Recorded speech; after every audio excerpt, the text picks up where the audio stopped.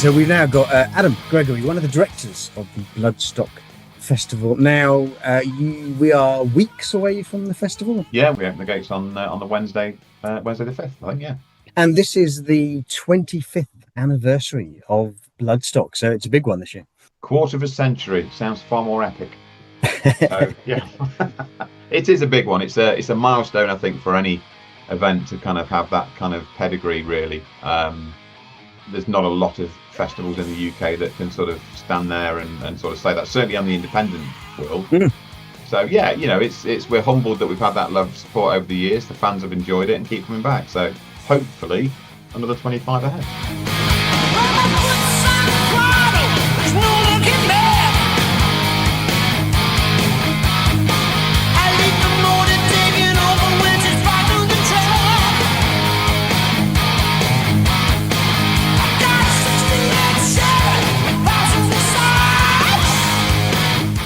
And I suppose, what are you doing differently for the 25th anniversary, other than I know that it's 4 days this time, isn't it?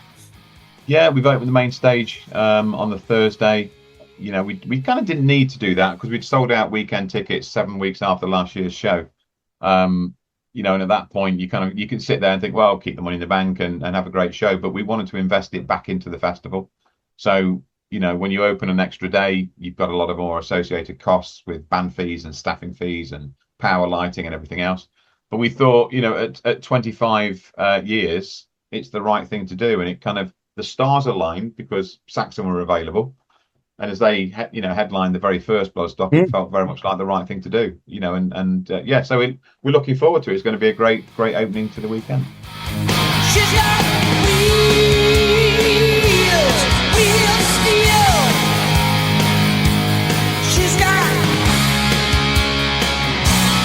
wheels steel. Wheels steel. My, wheels steel. Why don't take no job from the motorway bags? But does this, are you fearful this sets a precedent? Will people want, you know, or would you consider doing 4-day festival going forward, or is it a matter of let's wait and see? We did this once before, straight after COVID in 21, where we gave an extra day because we felt as though the fans had missed a year, so we put an extra day on. It pretty much killed everybody, including the fans. So as much as I think people on the, you know, the rival on the thought of Wednesday afternoon, Thursday think, yeah, this would be amazing. I think the reality of it setting in is probably a slightly different scenario for a lot of people where, yeah, they really didn't like it on the Monday heading home. They were very, very broken. So, and the staff were as well. It's a long weekend for the staff. If there was a single day I could live, a single breath I could take, I'd trade all the others away.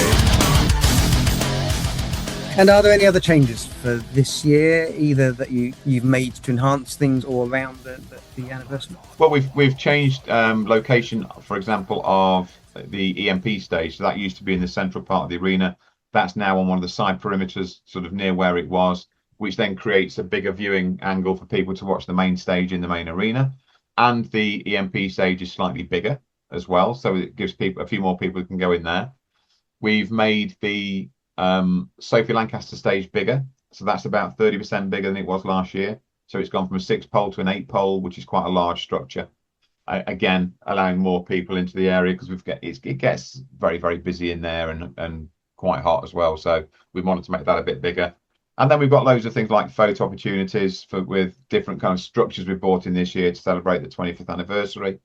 The gaming arena's bigger, so there's more things happening within there as well. So yeah, there's lots of stuff that we're trying to sort of put in, but nothing individually specific that I would say that's the standout. It's all those little areas that you've got to try and improve to give an overall better experience across the whole site. You're better off empty and blank than left with a single pathetic trace of this. Smother another failure. Lay this to rest and tell yourself you're better alone. Destroy yourself. Say who gives up now. Untalk yourself. You're better alone. Destroy yourself. Because I think, was it last year you had the screens on the Sophie stage, which I think were new, Yeah. weren't they? And that worked really well because obviously, like, and I guess perhaps if you've expanded the tent even more, screens become even more invaluable because you can stand at the back and see quite successfully. Yeah, I mean, it felt very much like the right thing to do. We're supported quite strongly with our suppliers as well, so they priced everything right for us, which was great. So we were able to do that last year, bring those in, and it'd be something we don't want to really step back from because I think it sets a standard that no matter where you are in that arena now, you're not sort of struggling to see over somebody that's a bit taller than you, that they're standing in front of you. You can look at the screens and see what's going on. So that became very important, and we've got that now. The full IMAX on both first and second stages. So yeah, really cool.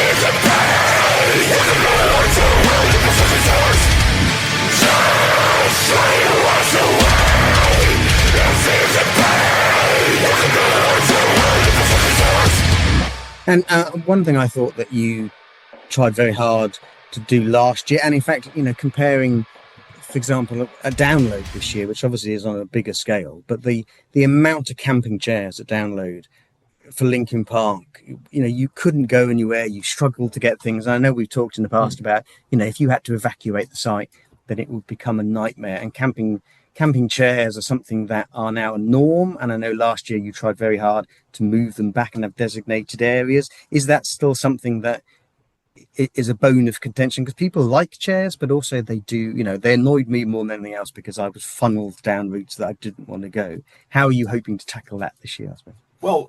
Well, I went to, it wasn't a rock and metal festival, another festival a few weeks ago, not, in the Midlands, and there were chairs everywhere there as well. I understand the need that people have a seat, and that's kind of great, but you'd kind of go to a stadium show for that. If you want to go to a festival, it's very much around kind of being mobile and getting out, and if you don't have a seat, you sit on the grass. That's the feel of a festival.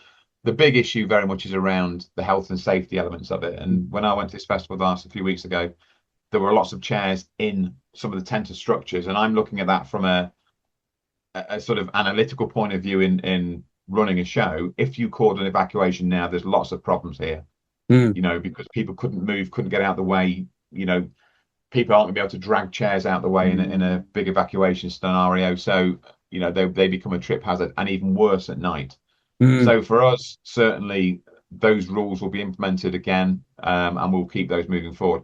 Last year was the first year we did it, so there's that element of kind of breaking new ground when you're changing something that you've done for a long time. I think the fact we did it last year, and it'll be reinforced this year, and we made a couple of errors when we did it last year. They marked it out in the wrong position, so people thought they could go outside of this certain barrier, which they couldn't. It was front to back, not back to front. So we had a few learnings from that, but you go with it, and the idea is to make sure that people can have a safe, enjoyable time.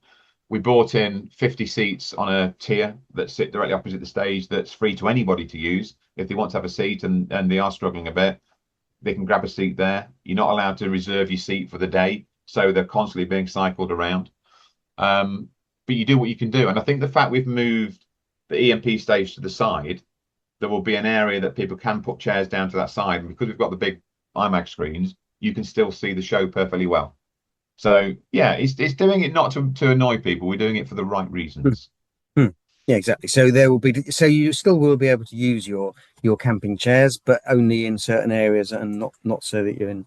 Okay, well, yeah, definitely not in front of the stages, and definitely not in tented structures, because that just creates too much of an issue for people. And when it's a busy show, the last thing you want anybody doing is falling over camping chairs. And I think there was a couple of years ago where, certainly at night, people had kind of left the chairs while they went to get beers or whatever it was, and you had rows of chairs, and people in the audience, rightly so, were falling over them. So it became very much a trip hazard, especially when a couple of people have had one or two shandies, and their vision's not what it was earlier in the day. When I see it in a minute, go back to your goddamn planet.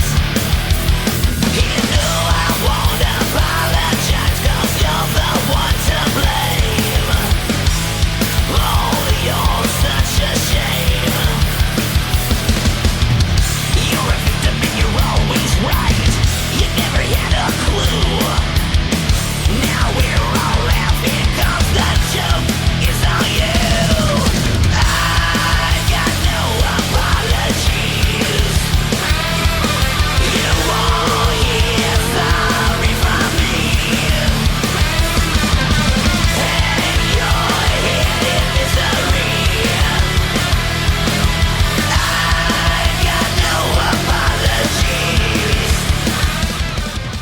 have you kept the same capacity for the festival? Because I know you are geographically unable to expand beyond a certain level because of rivers and things like that. You could expand the festival, but I think it was one of these where I know we've had conversations before, whereas would you want to expand it any further simply because does that detract from the feel of the festival? It currently it's in a sweet spot. I think it sits very nicely with the audience numbers we have. We could certainly look at some site changes with some modifications, maybe in, for example, I'm not saying we're doing this just as an example. We have looked at things like, do you move the Sophie stage into another field and expand the arena slightly and change the dynamic there? But then you've got to consider that camping. Where does that go? How does that flow with the fans? Because what we don't want is people having to do, a hike to get to the festival. Everything about Bloodstock is the fact it's relatively close by. So there are areas and elements there that we're looking at, and as long as that doesn't impact the show negatively, that may be a consideration. But for us, any level of growth would be minimal. We wouldn't certainly go from 20,000 to 30 to 40 to 50,000 or anything else like that. You might go from 20,000 to 21,000 because you can make a slight modification. Our concern would be we wouldn't want to lose the feel of what Bloodstock's about. And I think if you get too busy, the risk is that we could danger that, and I think we don't want to do that because we love the closeness and that family feel of what Bloodstock's all about.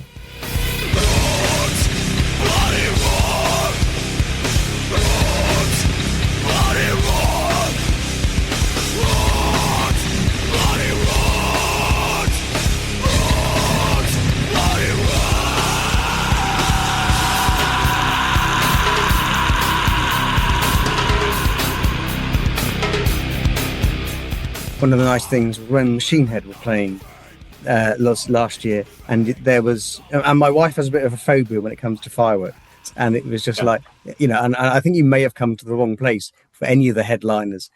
So she said, I'm just going to go and take myself off to the side of that stage, and I'm just going to sit there for 10 minutes, keep out the way, because I'm not going to like what comes next. And she went and did that, and she said within 5 minutes of being there, must have had a dozen people came and asked if she was okay, if she'd like a glass of water, was she feeling all right? And I think that was just a testament to the sort of the feel that you get at Bloodstock, where you'd like to think you'd get that anywhere, but you don't necessarily. And I think sometimes when you look at some of the I think at one stage I used to say, if the name of the band is so italicized I can't read it, I'm probably not going to like it, but sometimes you look, what you look and what you get aren't the same thing. And I think it was a testament to these huge hulking blokes who came up and said, are you okay, would you like a glass of water, which I thought sort of epitomized that family feel of Bloodstock.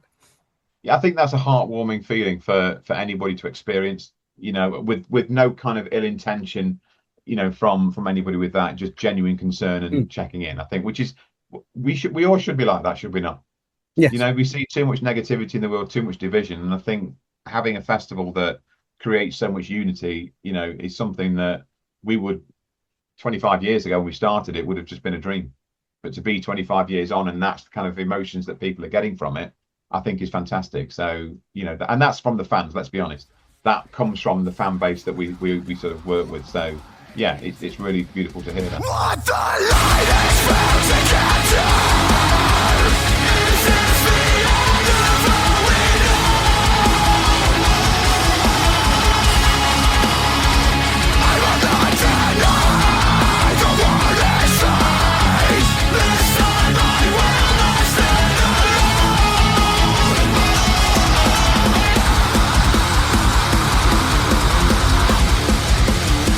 So you've got Saxon, Lamb of God, Slaughter's Prevail, and Judas Priest all headlining. And I know that you are a year in the making, so I suspect because you announced you'll announce 2027 on the Friday, will you? Presumably, you're already thinking about next year and already got next year virtually tied down. Most of 2027's lineup is locked in. The plan is this year, with it being 2027 next year, to announce 27 bands for 27. Which we'll do on the Friday night this year, as we traditionally do. So Vicky and Simon have been working very, very hard to do that. Vicky's already having conversations with agents about 28 as well, believe it or not. So those conversations are already happening, and there's a couple there that have been proposed that I know she's looking at just now with the agents. So it's beautiful that we can be in a position that we are that far ahead. Two of the headliners for 27 have never played the festival before. So there's some new stuff coming in, which I think is great as well. So I think a lot of people will be very happy with what we're doing. So it's not kind of recycling, sort of consistently recycling the headliners wherever we can. They're very conscious, Vicky and Simon are, to try and bring in something a bit new, even if it's one band or two bands. This year it's two bands, and I'm fortunate enough, I know them both, and I think people will be very happy, along with other bands, not just the headliners, some of the other bands that are coming in sort of underneath the headliners. Again, fantastic bands. So there's going to be a lot of very, very happy people, I think.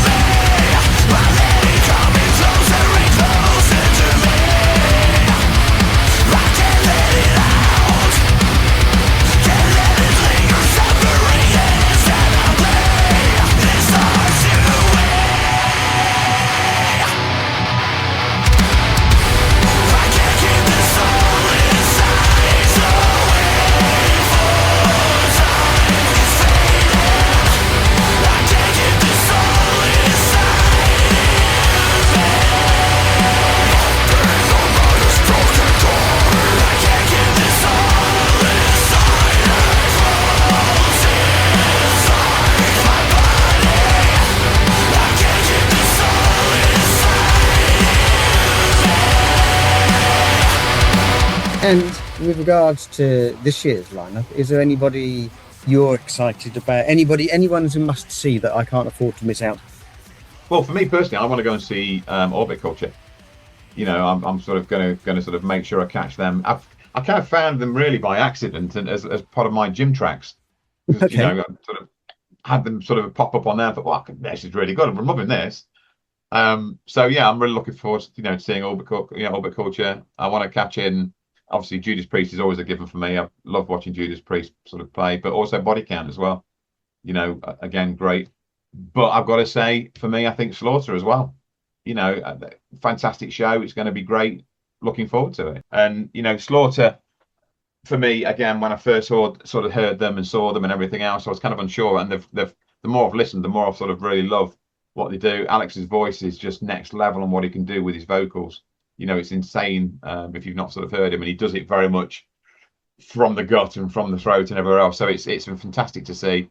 So no, I'm looking forward to them. But I think Orbit Culture, Judas Priest, and obviously Saxon on sort of Thursday night as well. Not forgetting our friends Evil Scarecrow. We're obviously opening the stage on the Thursday. So yeah, plenty for everybody.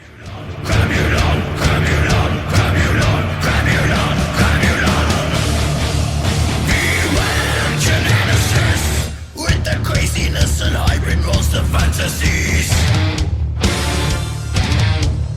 Beware the things they do.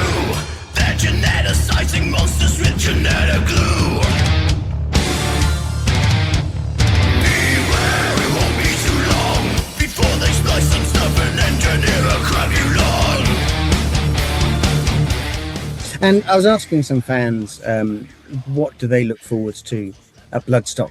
And they said they always look forward to your social media posts on here's the site, this is what's happening. So presumably you've started doing that now, because I think it builds anticipation. And these are fields that are going to be filled up with tents and things. And this is what it looks like at the moment. I started doing them originally because I got excited. The fact that when you're on site, it's that buzz of you now starting to build the event and build the festival.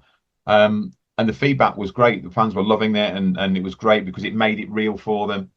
I think, again, the big kicker was when we came back from COVID in 21 and we were on site and starting to build, and the reality of, yes, we were having an event after having nearly 2 years of no events, really propelled it forward positively for people. So, yeah, I've kind of done them for quite a few years now.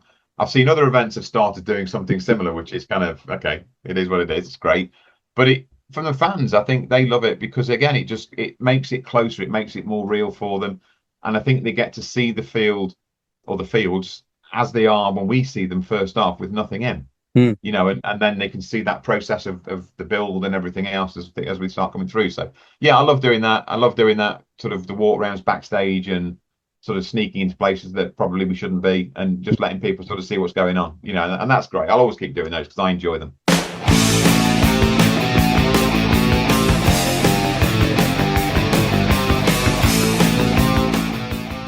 Okay, so we are weeks away from it now. What you're saying is 4 days might kill you, but you're looking forward to it. Yes, absolutely. We'll probably kill everybody, but we're definitely looking forward to it. You know, and we just want everybody to have the best of times and celebrate quarter of a century with us, which is going to be something special.